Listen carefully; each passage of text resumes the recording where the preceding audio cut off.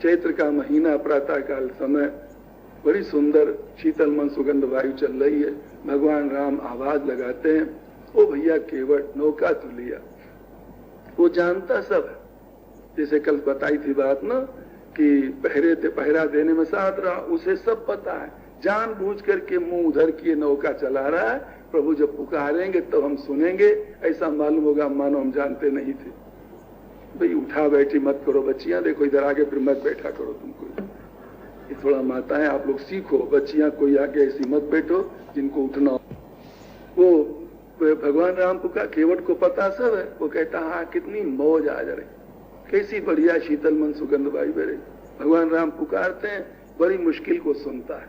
तब कहता है कहो सरकार क्या बात। भगवान ने कहा भैया तू नौका लिया, हमको पार कर दे। वो कहता प्रभु ये तो नहीं होगा। तो गोसाई जी ने कहा भगवान राम मांगते नहीं, देखो शब्द बदलते बदल देते, बुलाते हैं नौका वाले को, मल्लाह को। भगवान राम ने बुलाना चाहा, गोसाई महाराज सो नहीं कहते मांगी नाव न केवट आना। भगवान राम मांगते हैं, क्यों? दूसरे की चीज लेना है तो भाई मांग करके भले ले लो, अधिकार पूर्वक लेना ये वास्तव में बढ़िया फर्ज नहीं होता है, कर्तव्य नहीं। और तो क्या कहें, भगवान राम जब जनकपुर में, जनक जी के यहाँ पर ठहरे महल के अंदर अंतापुर में, बाबा की पूजा के लिए आज जब प्रातः काल फूल तोड़ने गए, जनक जी के ही बगीचा, जिनके अतिथि बने, जिनके मेहमान बने, उनके ही बगीचा में जब फूल तोड़ने गए तो भगवान राम क्या धड़धड़ाते चले गए फूल तोड़ने। भगवान जब पहुंचते हैं फाटक पर, जो वहां मालियों ने देखा वो सब आके घेर लेते भगवान को और कहते लालन बताओ, जहां जहां के फूल तुमको अच्छे लगे हमें बताओ, हम तुमको फूल तोड़ दें और आप ले लो। भगवान कहते ना मालियो, ये तो आपका स्नेह कृपा है, पर हमारा नियम है, हम पूजा के लिए बाबा की अपने हाथों से ही फूल तोड़ेंगे। तो देखो मालियों ने क्या कहा, ए हो महीपा, भगवान राम मालियों से कहते हैं ए हो महीपति माली सुनो, गुरु पूजा न के हित फूल उतारन, आये तय हम बंधु समेत। हे जनक जी के मालियो, बाबा की पूजा के लिए फूल उतारने हम यहाँ आए, यदि आप मना न करो तो हम पुष्प चुन लें। भगवान राम ने अंत में कहा है, वस्तु वीरानी को पूछे बिना, रघुराज न लेबो है वेद उच्चारण। पराई की वस्तु को बिना पूछे लेना ये वेदों ने मना किया। दूसरे की चीज को बिना पूछे लेना वेदों ने मना किया। क्यों? ये चोरी है, चोरी। देखो अपने यहाँ जो पूर्वज हुए शंख और लिखित, जिन्होंने धर्मशास्त्र बनाया, इसके अंदर ये क्या क्या करने से पुण्य, क्या क्या करने से पाप, कौन कौन दंड, ये सब लिखा। शंख और लिखित दो भाई हुए, शंख लिखित दो भाई हुए। एक बार की बात है कि बड़े भाई के बगीचा, आम के बगीचा में छोटा भाई चला गया। आम खूब लगे थे पके, छोटे भाई ने तोड़ लिया और खाया। क्योंकि वो बड़े भाई के नाता पक्ष में था, छोटे भाई पक्ष में और चीज थी। जब खा लिया, बड़ा भाई पहुंचा, दोनों का बड़ा प्रेम था आपस में, परंतु धर्म को इतना मानते थे। बड़े भाई ने कहा भैया तूने बिना हमसे पूछे आम खाया, ये धर्म के खिलाफ तूने किया। वो कहता भैया आप तो कर लिया, हम तो समझे अपनी बात। कहा भैया ठीक है, परंतु धर्मशास्त्र क्या है, हम लोग समाज के बड़े होकर जो करेंगे तो दुनिया क्या कहेगी। तो उसने कहा भैया बताओ फिर क्या करें। कहा सीधी बात है, तू राजा के पास जा और इसका दंड लेकर क्या।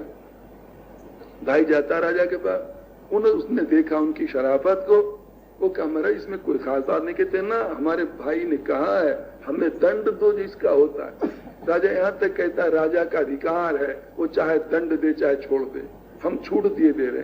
वो कहते ना हम छूट लेने नहीं आए, हमें तो दंड दो, जो भी दंड होता हो।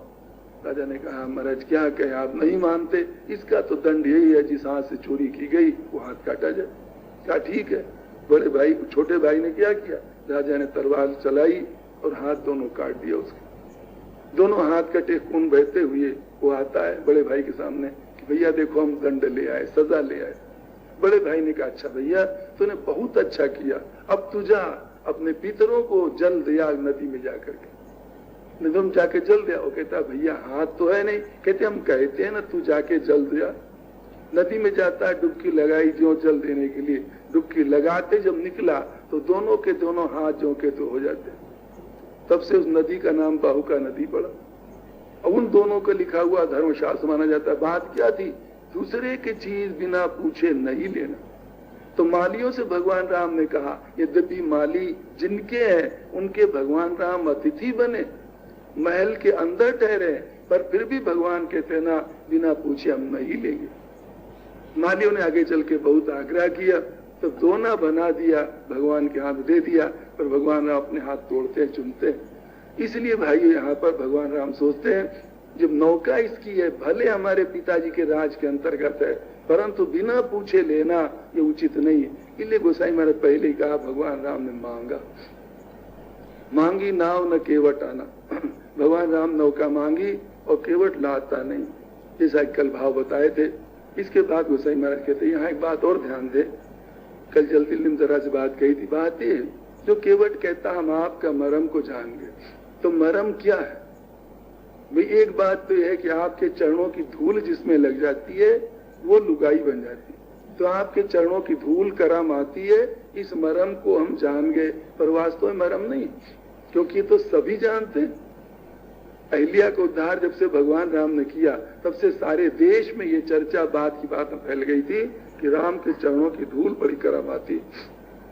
इसलिए मरम नहीं होगा, मरम तो वो होगा जिसे कम लोग जाने। तो मरम क्या है? रामायण। रामायण में देखो भगवान राम अपने को पग पग पर छिपाना चाहते हैं। भगवान सोचते छिप करके दुनिया में रहो ताकि लोग हमारे किए कर्मों की नकल करके वैसा करें।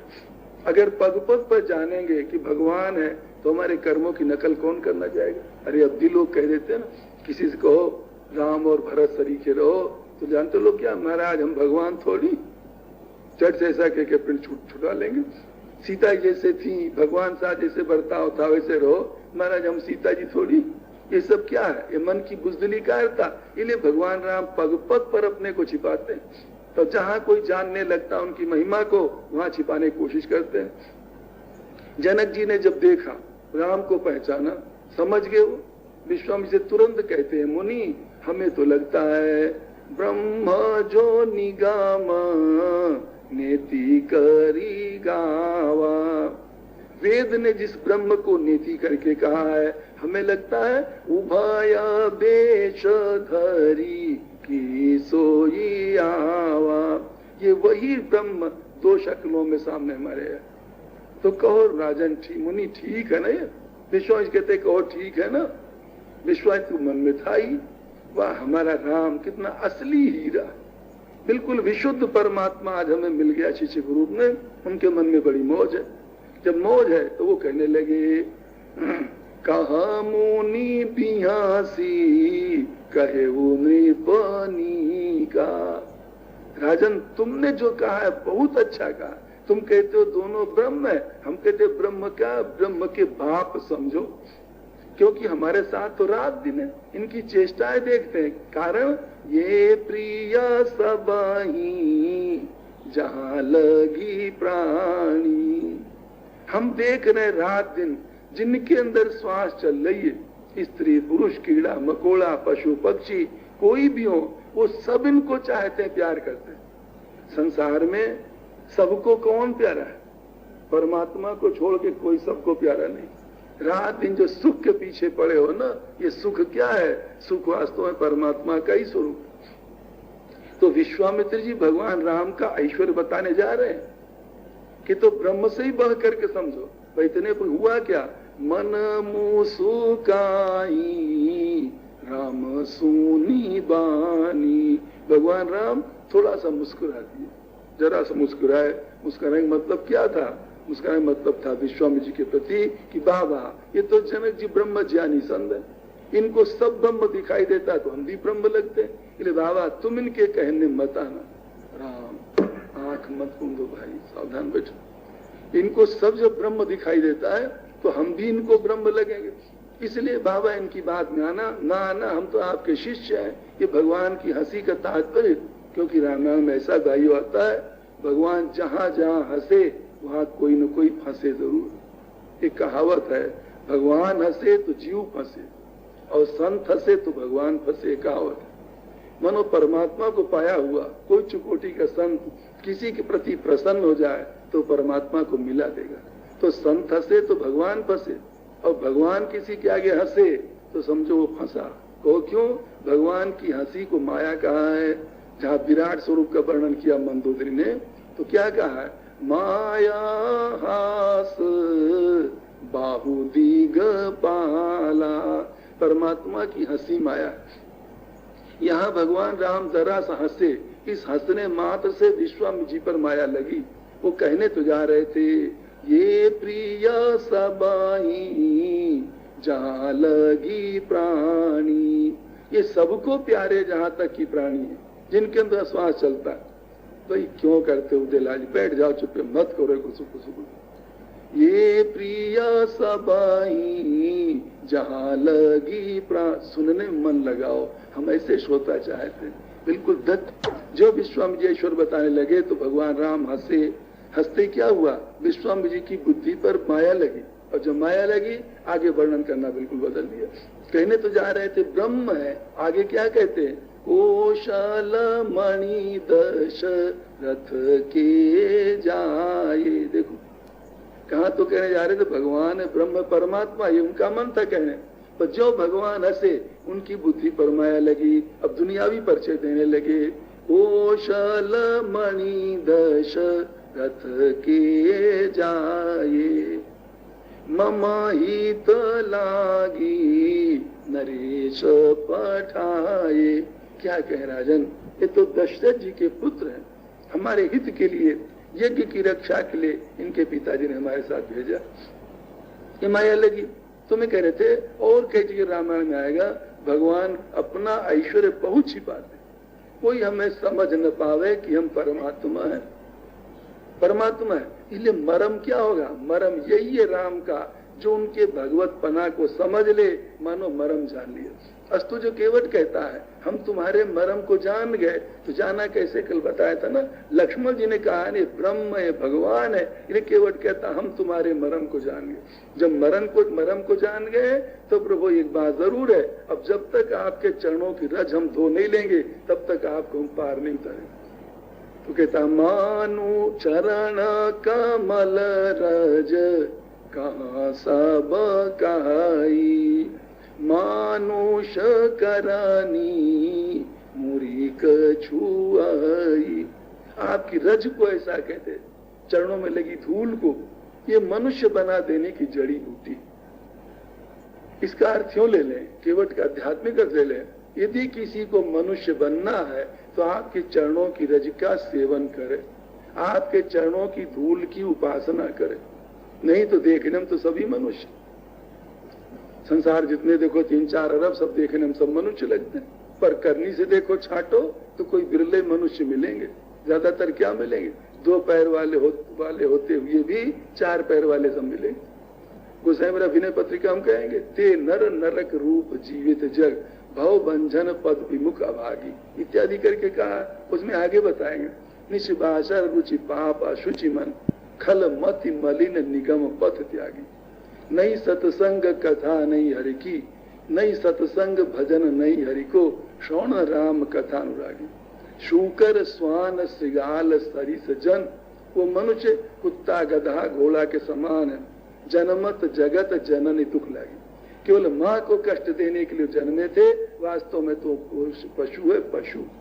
तो केवट कहता है आपके चरणों की रेज ये मनुष्य बना देने की जड़ी बूटी। उधर हंसी का अर्थ तो ये है जिसमें लग जाए वो लुगाई बन के उड़ जाती है, इसलिए अपनी नौका माँ बाप को बिठाएंगे। आध्यात्मिक अर्थ क्या है? यदि किसी को मनुष्य बनना है तो आपके चरणों की रज का सेवन करे। अतः हम तो आज इसे लेकर के रहेंगे। तो मानुष करान मुरी कछुआई, उसने कहा छुअत शिला भई नारी सोहाई पाहन तेना काठ कठिनाई। कहते देखो ना प्रभु क्या कहें, जब पत्थर में आपकी रज लगी और वो सुंदर स्त्री बन गई तो ये नौका तुम्हारी लकड़ी की है, उससे कोमल है। एक जगह भी कहा कि नौका को लकड़ी की है और दूसरे पानी में रात दिन पड़ी पड़ी और कोमल हो गई, तो उसमें तो रज लगी है तब लुगाई बनी, और इसमें शायद लगना ही न पड़े, निकट आते ही फड़ाक से लुगाई बनी तैयार मिलेगी। इसलिए हम इस प्रकार के धोखाबाजी वाला काम नहीं करेंगे, हम बहुत सावधान है। यदि भगवान राम कहें कि केवट तू कैसी बात बना रहा है, अच्छा मान ले तेरी नौका लुगाई बन भी गई तो हर्जा क्या होगा, घर में दो लुगाई रहेंगे, खूब काम करेंगे, काम बड़े आराम से होगा। वो कहता है महाराज क्या हम कहें, एक लुगाई से हमारे नाक में दम है, हमको दूसरी नहीं चाहिए। अस्ति में गृहिणी गेहे किम करोम अपराम स्त्री, हम दूसरे ग्रंथ में है, हमारे घर में एक है उसी से तंग है, हमको दूसरी नहीं चाहिए। तो फिर एक बात और है प्रभु, आपका दर्शन न हुआ होता, न मिले होते तो शायद हम मान भी लेते, चलो 2-3 लुगाई रख लो, पर आपका दर्शन करके हम तो कट्टर विरोधी बन गए हैं कि दूसरी लुगाई दूसरा ब्याह नहीं कराना चाहिए। भगवान के क्यों हमारे दर्शन से तू क्यों कट्टर विरोधी बन गया? कहते प्रभु एक बात बताओ, आपके बाप के अगर कई लुगाइयां न होती तो जंगल की हवा खाने को आपको मिलती क्या? ये उसी का परिणाम है जो आपके बाप की कई रानी आती। इसलिए हम तो कान पकड़ते हैं, हमारे घर में एक है, हमें दूसरी बिल्कुल नहीं चाहिए। भगवान कहते रे भाई देख काम धंधा करे, केवट कहता एक बात और है, ये भी एक विशेषता है, आपके चरणों की रज से जो लुगाई बनती है ना वो अनब्याही नहीं होती, वो पहले से किसी की विवाहित निकलती, समझे कि नहीं भाई? वो अहिल्या बनी थी ना, गौतम की थी, गौतम ऋषि की, गौतम आए तुरंत अहिल्या को लेके चले गए। इसलिए केवट के शब्द क्या है, उसने कहा ना तरनी व मुनि घरनी हो जाई, घरनी माने विवाहित, ये भी किसी मुनि की विवाहित लुगाई बनेगी और जिसकी बनेगा के ले जाएगा, हमको एक ढेला नहीं मिलेगा, मारे जाएंगे बिना मतलब के हम। इसलिए बाट पर मोरी,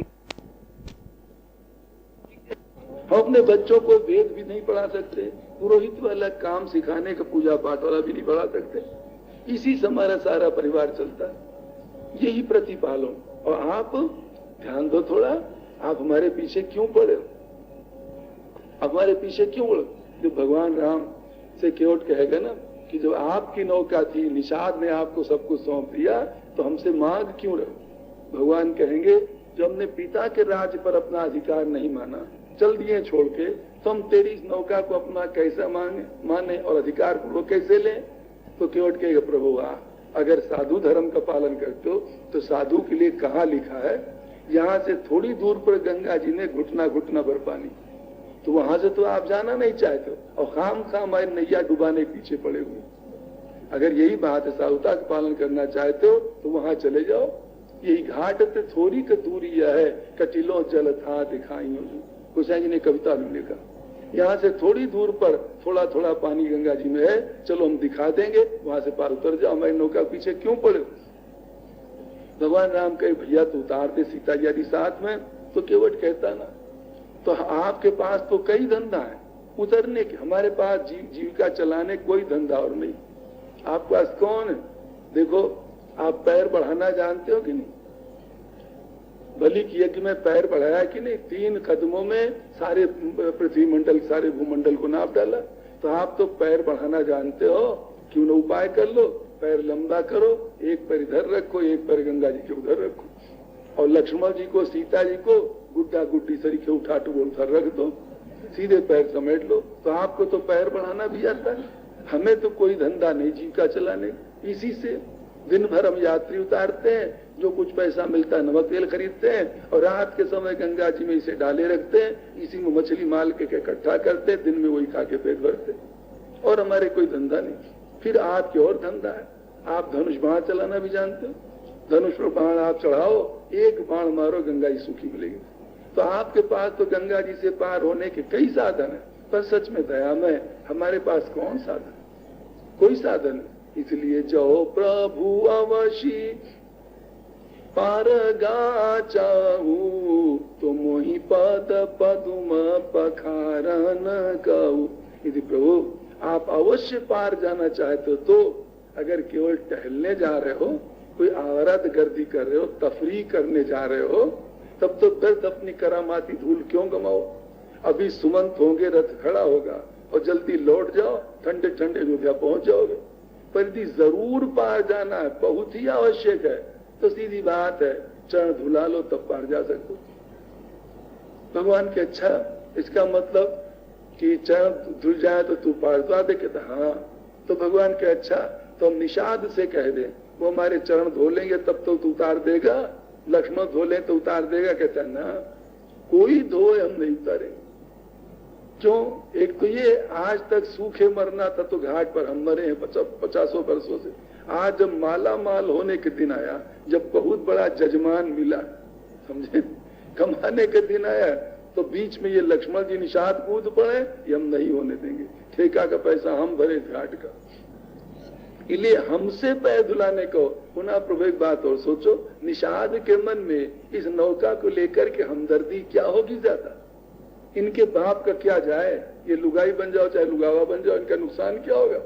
ये तो दुख हमको होगा ना। इसलिए मान लो हम कहते अच्छा है चरण धो लें, एक कण भी धूल का कहीं लगा रह गया और जो आप नौका में चढ़े और लुगाई बनी, निषाद तो अलग खड़े हो जाए कि भाई हम क्या कर रहे हैं, धो तो दिया था। इनको कोई दुख थोड़ेगा, क्योंकि जीविका तो हमारी बर्बाद होगी ना। इसलिए यदि जरूर जाना है तो हमसे कहो पैर धोने के लिए, हमसे, तब हम आपको नौका में बिठा करके पार उतारेंगे। इस प्रकार की बात कही तो जो प्रभु अवशी पार गा चाहू, तो मोहि पद पदुम पखारन का। हमसे आपको तो केवट कहता है, पद पदुम धोई चढ़ाई नाव, ननाथ उतराई चहु। पद पदुम धोई चढ़ाए नाव। हे प्रभु, आपके चरणों को धो लेंगे और नौका में बड़े प्यार से चढ़ाएंगे। भगवान कहेंगे देख ले तू भला, मान ले तू चरण हमारे धो लेगा। धोने के बाद फिर भी तो हम चाहे थोड़ा चलें तो ही 4 कदम, पर जमीन पर पैर धर करके तभी तो नौका में बैठेंगे, तो धूल तो फिर लग जाएगी, तो फायदा क्या होगा, क्या इससे लाभ होगा धोने से? धूल तो फिर लग जाएगी। केवट कहता ना, ये तो हम सोच लिए, इंतजाम हमने कर लिया है। कौन तूने सोच लिया? हम धूल नहीं लगने देंगे। आपके चरणों को धो करके उसमें धोनी क्या है, पद पदुम धोई, फिर चढ़ाई, उठा करके कंधे पर चढ़ाएंगे और तब नाव में धरेंगे आपको, बीच की धूल नहीं लगने देंगे। पद पदुम धोई चढ़ाए नाव, ननाथ उतराई चौ। तब नौका में रखे और हे नाथ, देखो इतने पर क्यों नहीं कह रहे तो धो ले, हर्जा क्या है? ऐसा फोकट में उतारने वाला कौन मिलेगा? ननाथ उतराई चौ, आपसे उतराई एक ढेला भर भी कुछ नहीं चाहते। कह दो ना कि तू धो ले चरण। देखो कितना चालाक केवट, चतुर केवट है। ऐसे भक्तों पर भगवान लट्टू होते हैं। दुनिया के सारे वैभव से भी जो अधिक कीमती चीज है भगवान के चरणों की धूल, वो तो ले लेना चाहता है और ये एहसान उल्टे लाद रहा है ना। उतराई कुछ नहीं लेंगे, बिल्कुल एक ढेला आपसे उतराई नहीं लेंगे। पद पदुम धोई चढ़ाए नाव। क्या कहे भाइयों, आज भी गला की सर्दी पूरा गई नहीं। पद पदुम धोए चढ़ाए नाव, ननाथ उतराई चौ। एक बात और सोचो, प्रभु आपके लिए कितनी हम छूट दे रहे हैं। दूसरे मुसाफिरों को जो नौका में बिठाते हैं और जहां उस पार पहुंचे हम तुरंत कह रहे उतरो उतरो, खाली करो खाली करो। क्यों? दूसरी ट्रिप हमको फिर ले आनी होती। हम वहां 2 मिनट भी किसी मुसाफिर को रुकने नहीं देना चाहते। पहुंचे नहीं तो खाली करो नौका, जल्दी उस पार ले जाए। आपके लिए कितनी छूट देते हैं। आप नौका में बैठ जाओ, आगे अर्थ क्या ले लो, अर्थ दूसरा कर लो। पद पदुम धोई चढ़ाई नाव, ननाथ उतराई चौ। आपकी उतराई अर्थात आपका उतारना नहीं पसंद करें। तुम जीवन पर्यंत नौका में बैठे रहो, तो इतनी दया जरूर कर दो, अपने श्री चरणों को हमसे धुला लो। पद पदुम धोई चढ़ाई नाव, नाथ उतराई चौ। देखो चतुराई भरे कितने शब्द हैं और नम्रता के हे नाथ, हम आपसे उतराई कुछ नहीं। भगवान यदि कहे तू बड़ा खटपटिया लगता है, क्योंकि भाइयों ये धंधा कोई धंधा ऐसे होते हैं जिसमें भगवान की कृपा हो तो उसका आदमी का स्वभाव सही रहता है, नहीं धंधा ऐसे स्वभाव खराब हो जाता है। ज्यादातर आप देखोगे स्टेशन आदि पर तांगा वाले, रिक्शा वाले, इक्का वाले, टैक्सी वाले, टेम्पू वाले इतने होते हैं ना, ये धंधा ऐसा है। अच्छे दिमाग वाले कम मिले, खटपट करने वाले ज्यादा मिले। तो भगवान कहते हैं मानो तू हमको खटपटिया प्रतीत होता है, उधर चल करके फिर कुछ करेगा झंझट, इसलिए चल जो कुछ हमें देना है उधर चल के दे दें, इधर नहीं। वो कहता हमें जो कुछ लेना है हम इधर लेना चाहते, हमको उधर कुछ नहीं चाहिए। थोड़ा शब्द जोड़ दो, इत और उत ब्रज की भाषा हम कहते हैं ना, इत माने इधर, उत माने उधर। वो कहता है इत पद पदुम धोई चढ़ाए नाव, इधर आपके चरणों को धो करके नौका में चढ़ा करके नाथ उतराई जाओ। उत माने उधर, हम राई भर भी आपसे कुछ नहीं चाहते, जो कुछ लेना हम इधर लेंगे। भगवान राम कहते क्या कहे, हम कहते जो कुछ लेना उधर ले लो, कहता ना। और ये भी बात है, जो ऐसा कहने लगा मोहि राम रावुरी आन दशरथ शपथ सब साची कहो। राम ये जो हम बात कह रहे हैं चरण धो करके आपसे उतराई कुछ नहीं लेंगे, इसमें आपकी दुहाई और आपके बाप दशरथ जी की कसम खा के हम कह रहे हैं। हम कसम खा के, और कितना चतुर है समझते हैं। दशरथ जी की क्यों कसम खा रहा, भगवान राम की दुहाई क्यों दे रहा, इसलिए दे रहा है ऋषि राघव आप भी सत्यवादी हो, कभी झूठ नहीं बोलते हो, आपके पिता भी सत्यवादी हैं। हम दोनों की दुहाई और कसम देकर कहते हैं, इतने पर भी अगर बिना चरण धोए हमें उतारना कहीं पड़ा तो हम तो कहेंगे तुम दोनों के सत्यवादी होने में कसर है, हमारे में कसर नहीं। नहीं सत्यवादी की जब हम दुहाई दे रहे हैं और फिर हमारा काम न बने। भाइयों ध्यान दीजिएगा, मन लगाओ थोड़ा इस प्रसंग में। तो केवट भगवान राम को कितना बांध रहा, आपके बाप सत्यवादी, उनकी कसम खा के हम कह रहे हैं बिना पद चरण धोए हम आपको पार नहीं उतारेंगे। मोहि राम रावुरियान दशरथ शपथ सब साची कहो। हम सच कह रहे हैं। इस प्रकार की बात कही रहा था केवट, तब तक लक्ष्मण जी की दृष्टि टेढ़ी होने लगी। लक्ष्मण जी की त्योरी बदलने लगी। क्यों? लक्ष्मण जी ने देखा अच्छा अभी तक तुम सोचते रहे चलो कोई बात, अब तो हमारे बाप दादों के यहाँ तक पहुंचने लगा। देखो ना पिताजी कसम खा के कह रहा, भगवान राम की दुहाई देता है, जरा से दृष्टि टेढ़ी किया उसकी तरफ। केवट बड़ा चतुर है, वो सोचता है कि ऐसा न हो हम तो प्रभु से वार्तालाप कर रहे हैं और ये बीच में ही राम राम सत्य न कर दे, ठाई से न कर दे। तो कितना चतुर है, ध्यान है केवल राम की तरफ, पर इशारा लक्ष्मण का कर रहा है। ध्यान रखना प्रभु बरुतीर मारही बरुतीर मारही लखन पे जब लगी न पाया पखारियों। ये लक्ष्मण जी चाहे तीर मार दे, कहने का मतलब क्या, ध्यान रखो अपने भाई साहब का, कहीं हमारे प्रति कुछ कर न बैठे। भगवान बात कर रहा उधर मुंह किए, बरुतीर मारही लखन पे जब लगी न पाया पखारियों तब लगी न तुलसीदास नाथ कृपालु पार उतारियों। चाहे लक्ष्मण जी तीर मार दें, पर जब तक कि हम चरण धो नहीं लेंगे तब तक पार नहीं उतारेंगे। तो बरु तीर मार, लक्ष्मण जी थोड़ा दृष्टि टेढ़ी किए तो थोड़ा सा हल्का सा क्रोध आया था। इस बारे में कल शायद संकेत दिया रहा, हमें याद नहीं आता पूरा। लक्ष्मण जी भाइयों श्री रघुनाथ जी के व्यक्तिगत सेवक भक्त हैं। भगवान राम का जरा से कहीं अपमान होता देख ले तो लक्ष्मण जी को बर्दाश्त नहीं। लक्ष्मण जी को जो जचे 10, 20, 50 गाली दे दो, चाहे कुछ भी करो, रामायण के तमाम प्रसंगों में आएगा। पर भगवान राम को अगर कोई उंगली उठाता है तो चाहे बड़े से बड़ा दुनिया का हो, लक्ष्मण जी उस पर मुरव्वत नहीं करता। देखो ना, धनुष तोड़ा गया, परशुराम जी आए, सभी प्रणाम करते, भगवान राम को ही प्रणाम कराया विश्वामित्र जी ने। ये सब कुछ हुआ। इसके बाद परशुराम जी बोलना शुरू करते, ओ जनक, इतनी भीड़ किस लिए लगा रखी? जनक जी ने बताया, प्रभु ऐसे ऐसे धनुष था ना, धनुष था भगवान शिव का। एक दिन हमारी बेटी ने धनुष को बाएं हाथ से उठा करके नीचे गोबर से चौका लगा दिया। हम जब आए तो बेटी की माँ ने हमसे बताया कि हमारी बच्ची तो आज ऐसा ऐसा की। हमको आश्चर्य लगा, हाँ ये धनुष हमारी बच्ची बाएं हाथ से उठा दे। वाल्मीकि रामायण में आता है 400 योद्धा गाड़ा पर लाद करके ले चले, धनुष यज्ञ मंडप में हो जाए, 400 योद्धा लोग गाड़ा पे लाद करके। अब बताओ, एक के हाथ से उठने वाला था? सीता जी ने अपने हाथ से उठा के चौका लगाया था।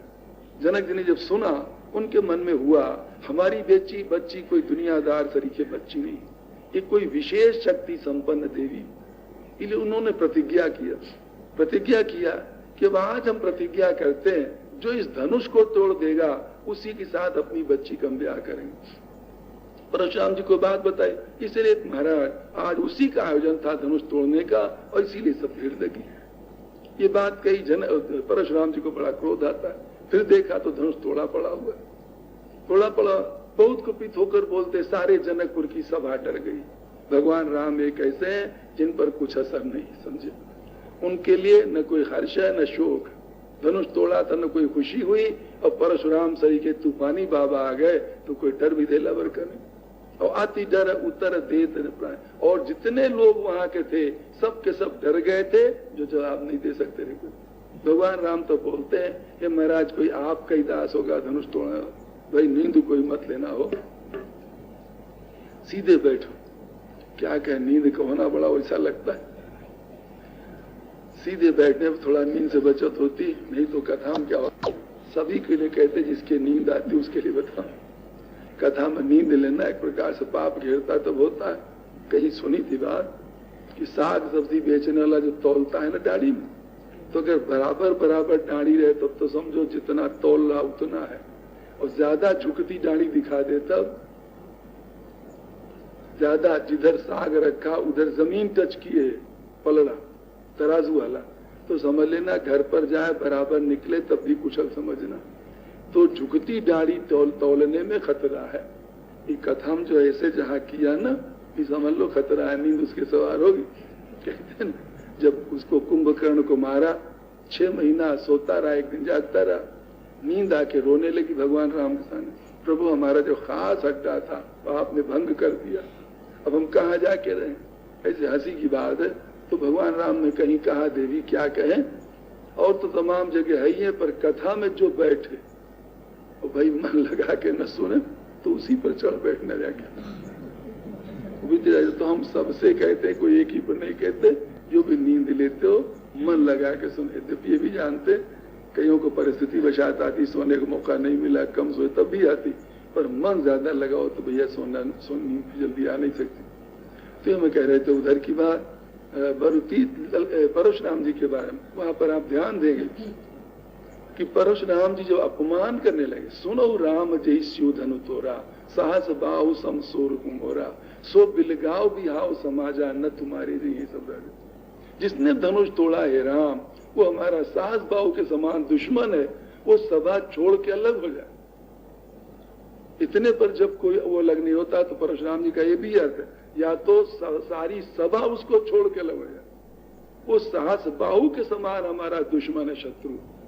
अब बताओ, ये उस सभा में भगवान राम का सम्मान है कि अपमान है? भाई जिन राम ने धनुष तोड़ा है, ये उनकी इज्जत हो रही कि बेइज्जती हो रही? राम पर तो कुछ असर, बिल्कुल संत स्वभाव, कोई 10 गाली दे लो, पर लक्ष्मण जी का जो बाना है भैया के यश रूपी झंडा को हर समय ऊंचा रखना। गोसाई महाराज कहते हैं, सुनी मुनि बचन लखन मुसुकाने, बोले परचु धरहि अपमाने। लक्ष्मण जी परशुराम जी के वचनों को देख करके मुस्कुराए। कोई करना मत पर एक तरीका बताएं। बड़ों को चिढ़ाना हो, माँ बाप बड़े बूढ़ों को चिढ़ाना हो तो कभी कुछ पूछे हंस के जवाब दो, वापस आप चिढ़ेंगे। हंस के जवाब दो, भोजन के हाँ हाँ हाँ, कोई जवाब तो हंस के बोलो, उन पर असर क्या पड़ेगा? ये छोकरा हमको महत्व तो नहीं दे रहा।